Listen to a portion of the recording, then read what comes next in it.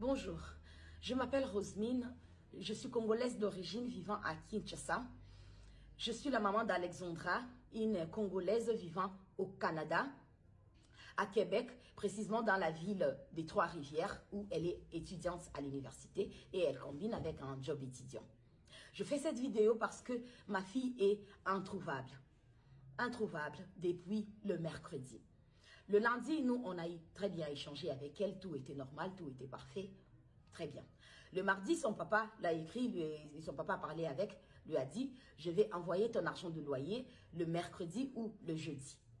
Il s'est même excusé parce que normalement, on envoie des 27, déjà le 27 ou le 28, en tout cas avant les 30. C'est ce que la coloc réclame souvent. Alors, du coup, le mercredi, on n'a pas eu à échanger avec. Le jeudi, son papa a envoyé l'argent le matin.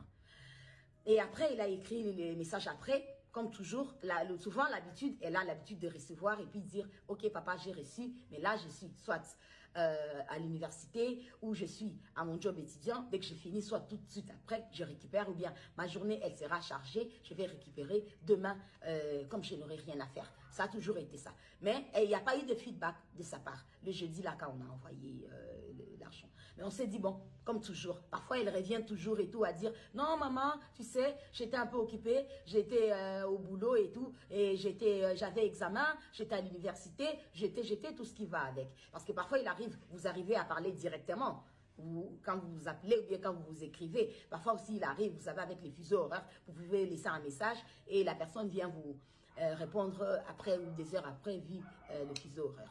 Alors, le jeudi, Alex n'a pas fait de signe.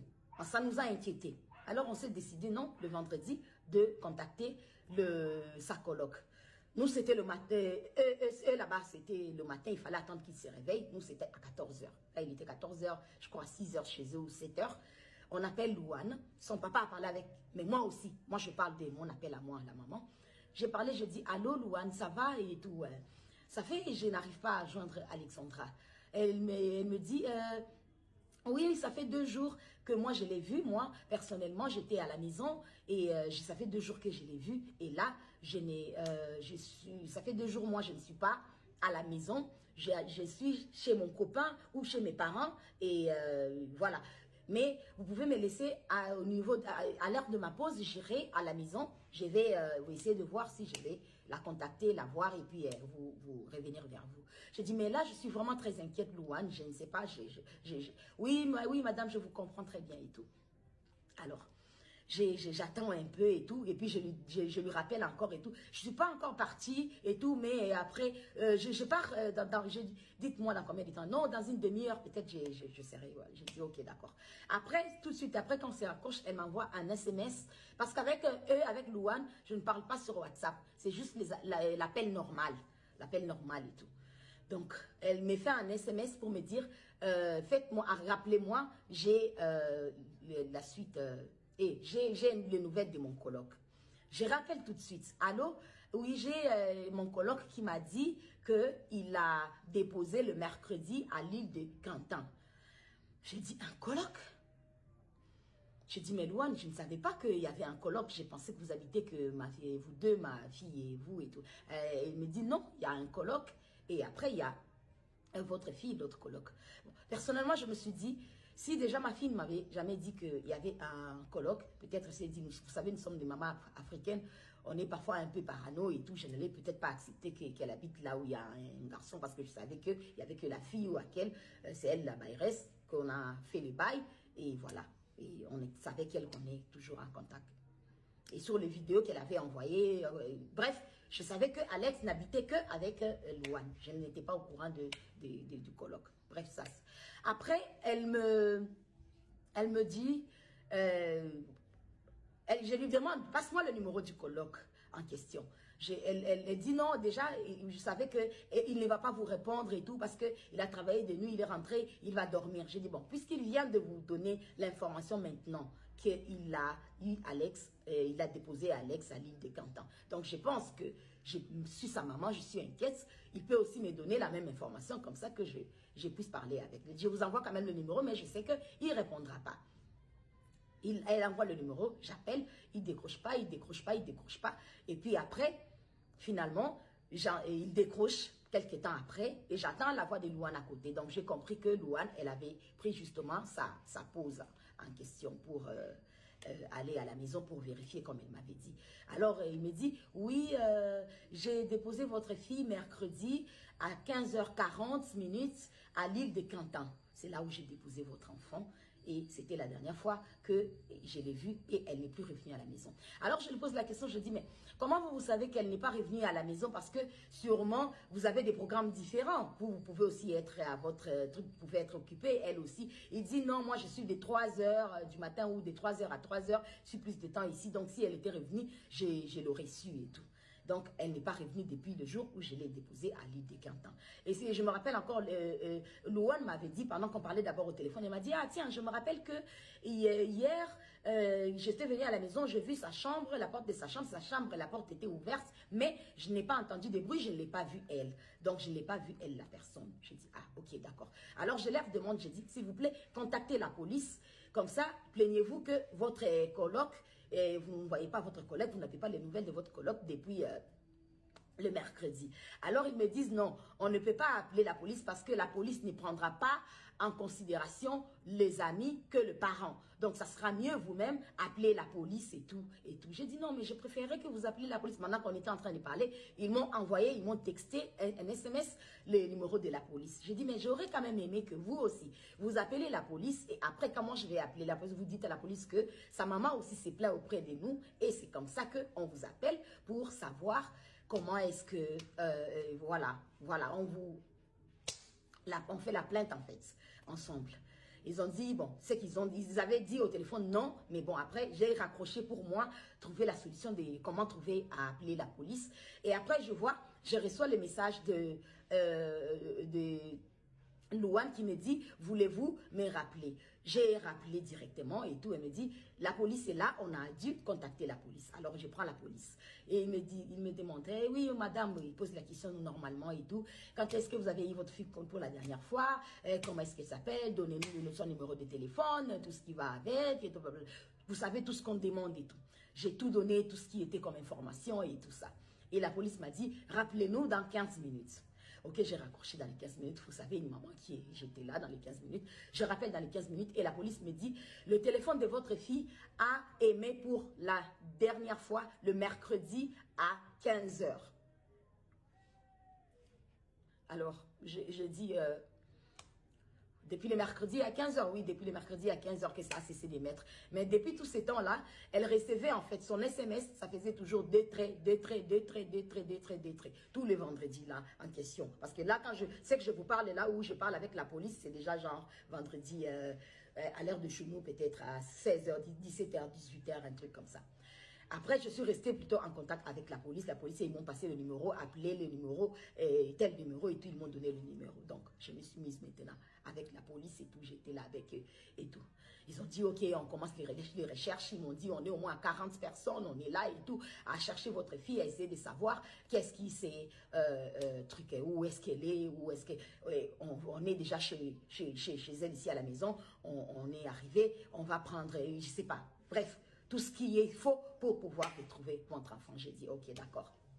Je vais attendre qu'est-ce que la police va me dire. Bon, vous savez, je suis une maman.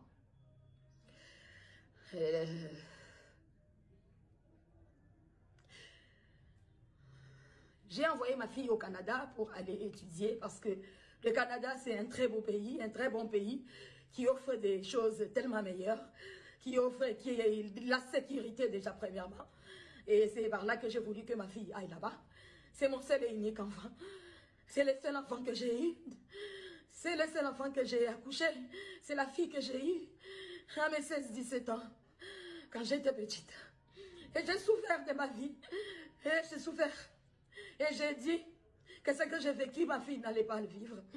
Il fallait que je me batte pour pouvoir offrir une vie meilleure à ma fille.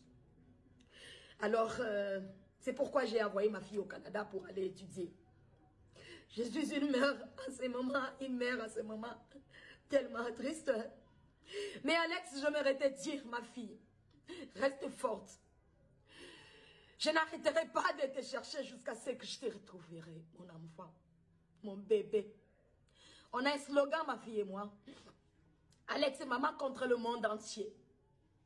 Et je lui dis toujours, si quelque chose t'arrive, qu'est-ce qui m'arrivera à moi? Elle répond, tu vas mourir. Oui, Alexandra, je vais mourir. Hein. Je vais mourir, hein, mon bébé. Parce que j'ai passé dans les messages, comme je vous dis, les téléphones, les WhatsApp de ma fille, a continué à passer tous ces vendredis-là, depuis là toute la journée, jusqu'à le dernier message à 1h05 de la nuit de vendredi à samedi, que plus rien, un trait, comme si elle était sur Internet et puis on a coupé Internet, ou soit le téléphone est tombé l'obat, parce que déjà, l'appel déjà normal ne passait plus. Et la police aussi avait déjà vu que le téléphone avait cessé d'émettre depuis le mercredi. Donc, déjà, vous voyez la panique. Et déjà, on était encore dans l'espoir à voir comment est-ce qu'elle répondait, comment est-ce qu'elle recevait sur les SMS et tout. Mais ce que je trouvais bizarre, c'est que connaissant ma fille, parce que c'est mon bébé, c'est ma princesse, c'est mon enfant.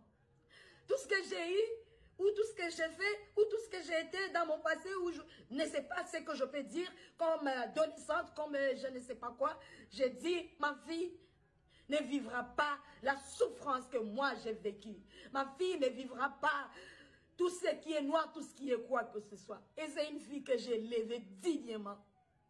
Pour ceux qui connaissent Alex, c'est pas qu'elle est antisociale, mais c'est quelqu'un qui est tellement réticente, qui est tellement polie, qui aime tellement les gens, et qui est serviable, qui est bienveillante, qui aime Dieu, qui prie beaucoup.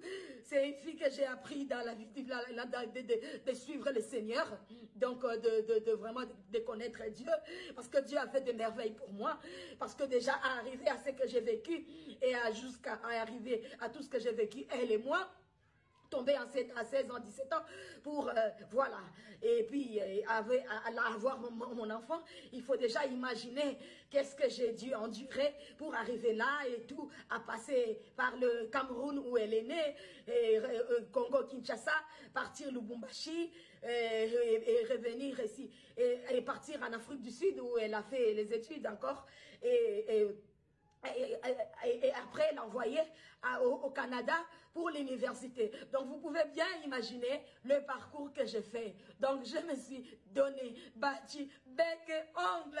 Moi je ne vis que pour mon enfant. Je ne vis que pour ma princesse. Je ne vis que pour mon enfant. Alors je demanderai à toute personne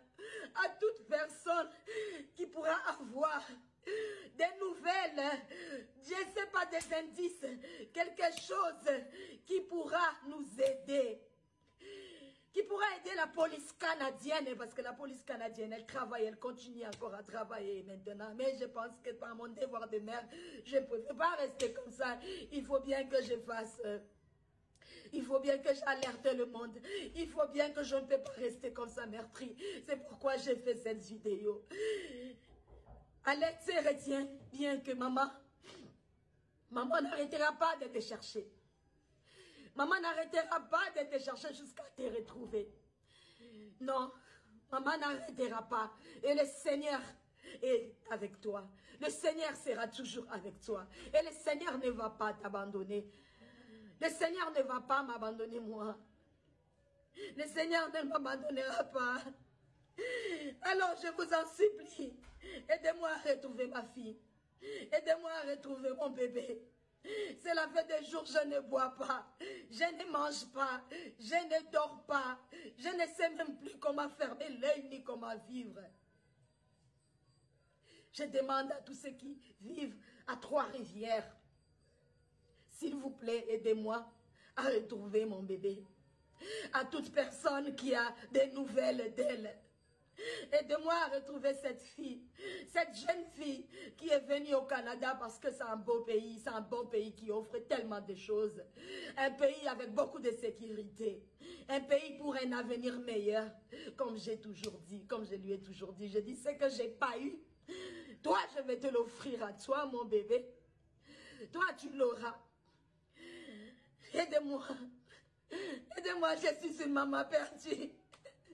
Je suis une maman perdue, je suis une maman triste. Je suis une maman qui ne sait pas quoi faire. Qu'est-ce que je peux faire en ce moment? Mon bébé me manque. Mon bébé me manque. Mon bébé me manque. Contactez la police canadienne. Contactez la police québécoise, la police des Trois-Rivières, la police de, je ne sais pas, du monde entier. Tout ce que vous pouvez contacter, je ne sais pas, mais aidez-moi. Aide-moi à pouvoir boire de l'eau. Aide-moi à pouvoir dormir. Aide-moi à pouvoir manger. Aide-moi à pouvoir continuer à vivre. Parce que sans ma fille, ma vie prendra fin. Parce que je l'appelle ma vie. Je l'appelle mon essentiel. Elle passe avant tout. Elle, c'est ma vie. Elle, c'est mon tout. Aidez-moi. Je ne vis plus. Je ne vis plus. Je n'ai plus de vie. Je n'ai plus de vie. Je me sens mal.